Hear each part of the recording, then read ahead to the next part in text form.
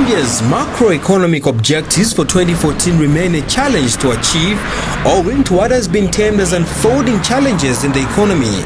The set economic objectives for this year are to achieve real GDP growth of above 7%, attain NDI inflation of not more than 6.5%, increase the international reserves to cover 3 months of imports, and contain overall budget deficit to not more than 6.6% of GDP.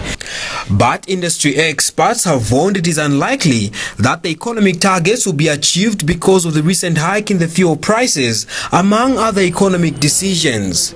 Policy analyst Salim Kaunda from the think tank Policy Monitoring and Research Center, PMRC, explains why the attainment of the set targets might be a challenge. And if you look at the macroeconomic objectives set by the government, we can talk about GDP of above 7% and also maintaining NDI inflation of 6.5%. But currently you see that inflation is almost above 7.7%. So what this increment means is that definitely inflation is bound to rise. And this interferes with the macroeconomic objectives that were set by the government. And economic analyst Gran Luando advises government on how they can avoid external influences that has resulted the country increasing the cost of fuel.